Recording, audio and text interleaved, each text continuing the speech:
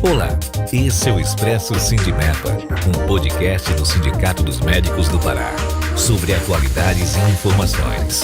Siga nosso perfil na sua plataforma preferida e acompanhe todos os episódios. Olá, tudo bom?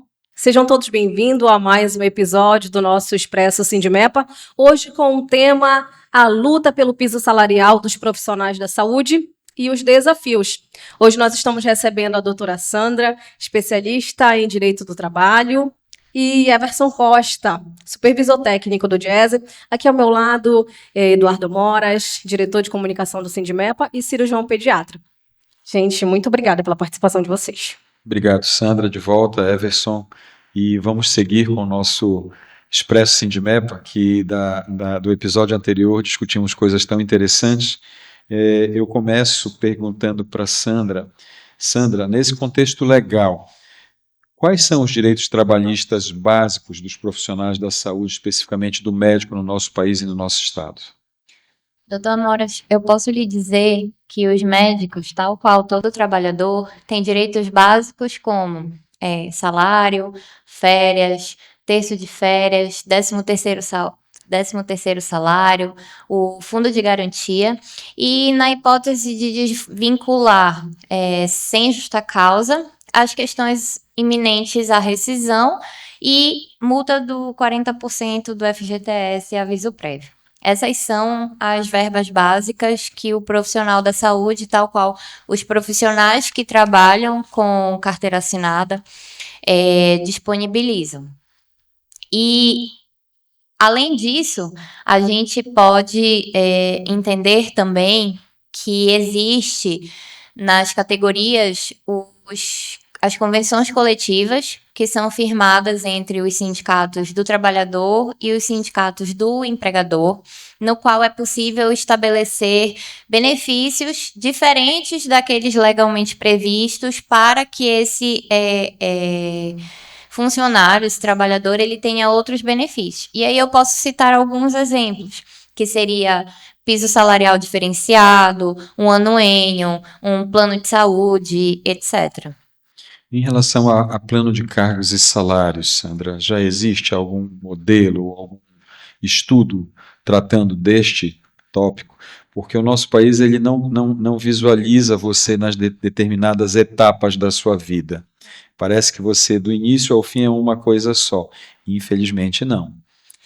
Doutor, a gente visualiza em alguns estatutos, no caso de servidores públicos concursados, a possibilidade da progressão dentro da sua carreira. Inclusive, no município de Belém existe, no estado do Pará é possível dentro do estatuto dos servidores públicos do estado, e quando a gente trabalha em convenções coletivas, também é possível prever essa progressão dentro da sua categoria, dentro da sua profissão. Everson, falando sobre pejotização, um assunto que está muito em alta, né? A pejotização ela é um fenômeno crescente na saúde. Como ela funciona? Quais os riscos para os profissionais e por que ela prejudica a categoria na luta por seus direitos, Everson?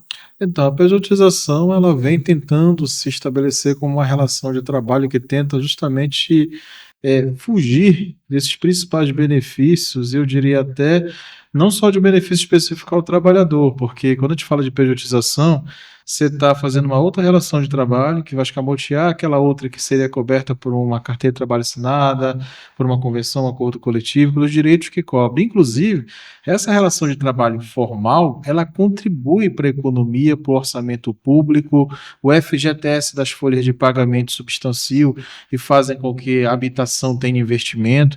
De outro lado, os orçamentos públicos também se alimentam desse valor para poder devolver à sociedade em hospitais, escolas, diversas obras. E a partir do momento que você se afasta desse processo, que é saudável ao trabalhador, ao Estado como todo, e traz uma relação de trabalho que no outro jogo de cena tenta se colocar como mais amigável, flexível, que remunera melhor, mas que em contrapartida não garante sequer uma aposentadoria digna. Então o processo de pejotização ele avança muito e ele vem substituindo as relações de trabalho não só dos médicos, mas de várias categorias em geral. Há uma grande preocupação que isso inclusive agora é tema no próprio Supremo Tribunal Federal, a doutora Sandra pode detalhar muito melhor para a gente, mas a grande preocupação é que a gente vive num país que tem um nível de informalidade muito elevado. A gente está falando de uma massa de trabalhadores hoje, que inclusive os médicos inseridos nela, chega a mais de 100 milhões de pessoas. É um número gigante, né? Afinal de contas, é metade da população. A taxa de desemprego caminha também abaixo aí do que a gente já viveu. Uma taxa de emprego de 7% ela é relativamente baixa. Mas quando você detalha esses números, você percebe que as relações de trabalho formais, elas contemplam apenas 39 milhões de trabalhadores. Então você tem um outro universo bem maior, que vai aí a quase 60 milhões, né, que tem aí relações de trabalho diferenciadas e que entre esses destaques você tem a informalidade e também dentro dela a gente está falando do processo de pejotização. A gente ainda tem estatísticas, estudos que estão tentando identificar isso, porque, por incrível que pareça, você tem o desvirtuamento disso, né? Quando você contrata trabalhadores por prestadores de serviço, com CNPJ, o MEI, a gente tem atividades específicas para isso e formatos para isso. E você moldar relações de trabalho com toda uma responsabilidade, por exemplo, que exige a condição médica para esse mesmo tipo de contrato, você está afastando o médico não só da possibilidade de uma relação de trabalho saudável com a carteira assinada, mas empurrando ele, inclusive, juridicamente para outros riscos que vão para além da questão salarial. Então, realmente, é um processo danoso para a sociedade, para as categorias, mas, acima de tudo, para o bom funcionamento do Estado brasileiro. Então, Sandra, nesse contexto, o que a gente vê é, no nosso país, menos concursos, menos processos seletivos, menor número de contratações por carteira assinada, CLT. Exato. E o modelo PJ ele é universal, do norte ao sul, do leste ao oeste do país.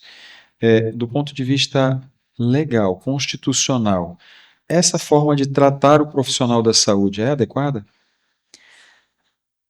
Doutor, adequada não é, porque, como o Everson já pontuou, e como é uma discussão que já vem sendo abordada há algum tempo pelo sindicato e pelo nosso jurídico em relação às formas de trabalho, quando um profissional se pejotiza e passa a ter essa vinculação, ele deixa de ter aqueles direitos assegurados do trabalhador com um vínculo. Se a gente for para a parte jurídica dessa relação, a gente visualiza que não é adequado a alguém ser subordinado a um terceiro, como se fosse apenas um prestador de serviço, como se fosse apenas alguém que não merece ter aquele seu direito respeitado, porque está ali tão somente para cumprir aquela carga horária, cumprir aquele trabalho que lhe é desempenhado, receber e ir embora, né? Isso, infelizmente, é uma realidade, como bem pontuado inicialmente pelo senhor, que está cada dia mais sendo adotada aqui no nosso estado. Inicialmente começou no eixo sul-sudeste e posteriormente ganhou repercussão no Brasil todo, e a gente acompanha esse tipo de vinculação com uma ênfase muito grande aqui no nosso estado. E isso vem sendo realidade tanto em nível municipal quanto em nível estadual. Então, uma prática que, inclusive, é adequada ao modelo de gestão de todas as prefeituras, de todos os estados, de todas as unidades. Nesse contexto, a pergunta é como é que funciona judicialmente qualquer tipo de ação que seja motivada por alguma falha no cumprimento das boas práticas em relação a esse profissional. A pergunta é para os dois. O que vocês acham que a sociedade como um todo pode fazer, e os nossos órgãos que dão esse suporte, trazendo os números, assim como no âmbito jurídico? Vamos lá, eu falo pelo âmbito jurídico.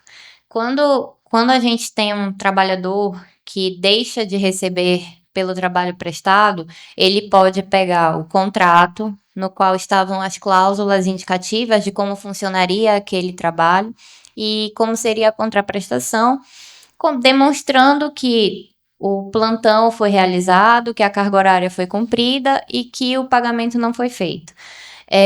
Você tem Como provar isso? Por meio de documentos, como contrato, contra-cheques, etc., ou pagamentos em conta bancária.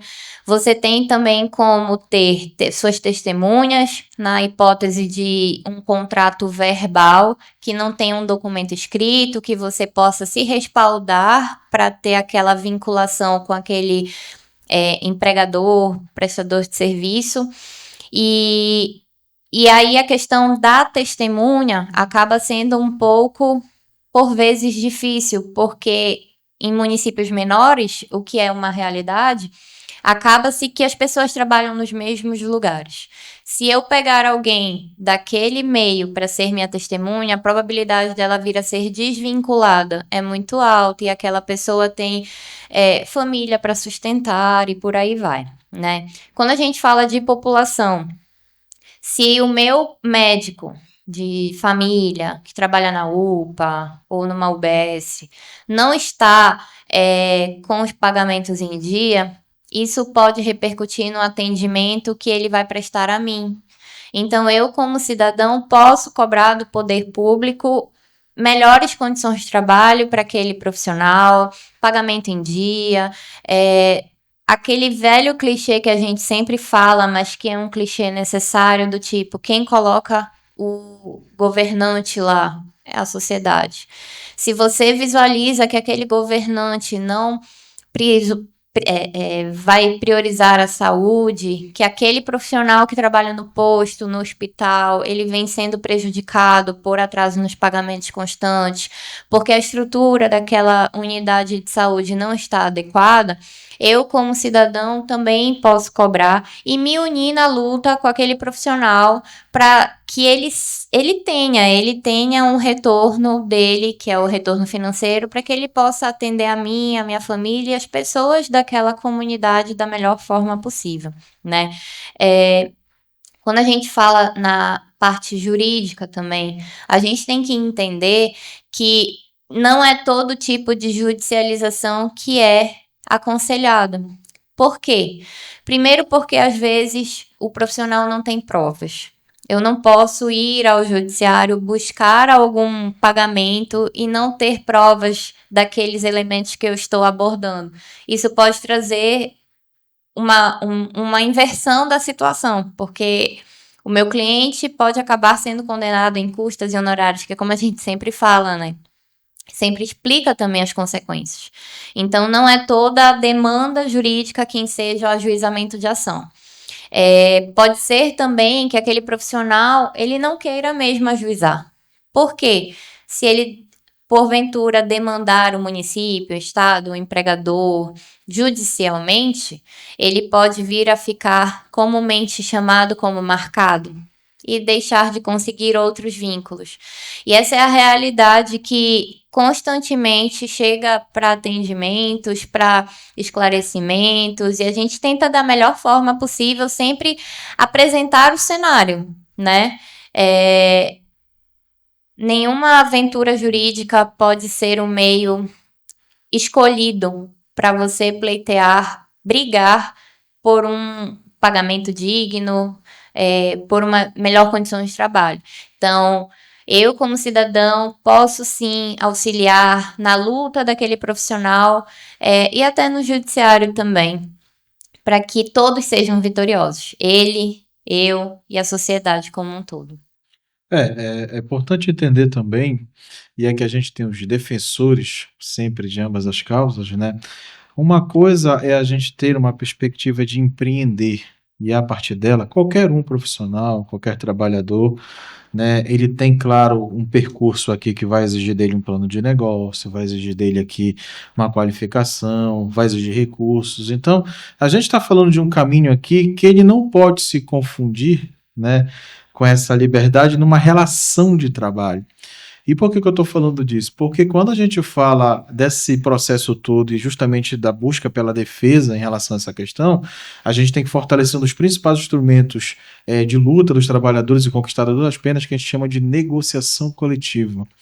Então, o coletivo e essa organização em acordos, pautada pelos sindicatos, protagonizada por eles, inclusive, né, nessas mesas de negociação, independente de ser com o Estado, ser com a iniciativa privada, eles são fundamentais para regular essa jornada de trabalho, este salário, para pleitear direitos.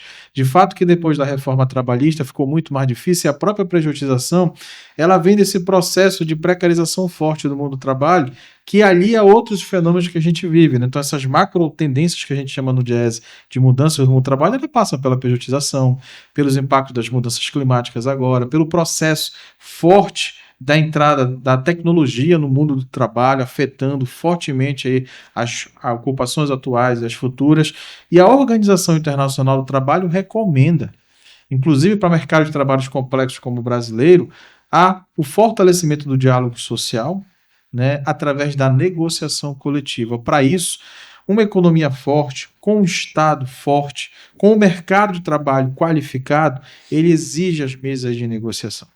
Então a gente está falando aqui de um processo, inclusive, de defesa que facilita a vida de quem vai juridicamente atuá-la, porque você, sobre o aspecto de uma convenção, de um acordo por um sindicato, é muito mais fácil você conseguir avançar em busca desses direitos, em detrimento daqueles trabalhadores que estão fragmentados, individualizados, ou que muitas vezes entendem que esse processo de pejotização ou de autonomia, que às vezes ela cega, né, ela acaba precarizando ainda mais essa condição e deixando o caminho muito mais difícil para buscar qualquer tipo de direito.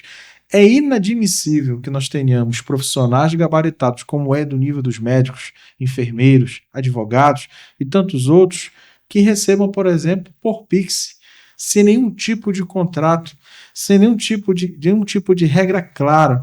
A gente sabe que nessa economia que se forma, e aqui fenômenos que já mostraram para a gente que não é só ampliar o mercado de trabalho, é dar qualidade também como o próprio processo de terceirização, eles custam muito caros, mas principalmente aos trabalhadores. Quando a terceirização entrou desenfreada como está hoje em dia, ela precarizou, ela tirou a possibilidade de novos concursos públicos, de melhoria salarial, ela flexibilizou inclusive ao próprio Estado a possibilidade de postergar ganhos e garantir uma mão de obra, inclusive, com melhor retorno para a sociedade.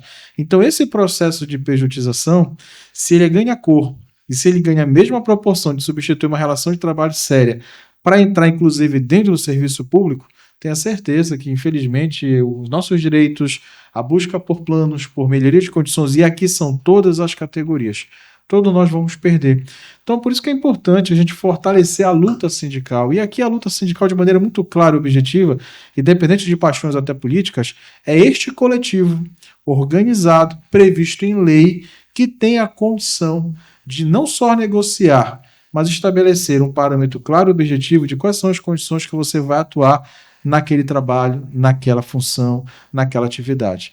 E a gente espera que essa negociação coletiva ela seja fortalecida. Essa é a principal defesa do Diese. A gente acredita não só nisso, mas que esse processo de diálogo também constrói outras pontes, os planos e assim as outras melhorias de condições de trabalho e o próprio piso. Então, nada veio de graça, inclusive, aos trabalhadores, mas muito é retirado, infelizmente, por esses processos de precarização, como é agora o fantasma da pejotização. Perfeito. Eu queria contribuir dizendo que, visão de um médico, que a lei de responsabilidade fiscal, ela meio que colocou o Estado numa situação de conforto técnico para estimular a pejotização. E a pejotização, ela exige um critério que vem sendo descontinuado, que é a posição do fiscal daquele contrato. Se eu estou fechando o contrato com uma organização social e eu estou pagando, por exemplo, em dias, acabou o meu papel como gestor? Claro que não. Eu acho que eu tenho que supervisionar, eu tenho que saber se as metas estão sendo atingidas, se o profissional que está sendo contratado está tendo sua característica de dignidade no trabalho sendo respeitada e se a produção desse trabalho que é para a sociedade está sendo o alvo do que era o nosso contrato. Que eu acho que aí é o grande problema, né? Exato. Eu acho que a precarização ela envolve esses temas que são corriqueiros no nosso dia a dia do sindicato. Isso. Bom. Perfeito, bem colocado, Everson. E é importante ressaltar que você falou, inclusive, que a pejotização ela não prejudica somente os profissionais da saúde, mas toda uma sociedade. Exatamente. Bom, em relação aos caminhos jurídicos e orientações, a lei do piso da enfermagem, ela certamente trouxe a abertura de precedentes para outros profissionais. E essa abertura, ao mesmo tempo, gerou um sentimento de desigualdade, né? Nesse contexto, quais caminhos jurídicos são possíveis para ampliar esse alcance do piso para outras áreas da saúde? Doutor, a gente sempre diz que lutas se lutam em conjunto, né? Quando a gente pensa na luta que foi travada pelos profissionais da enfermagem, a gente vê a mobilização da categoria como um todo.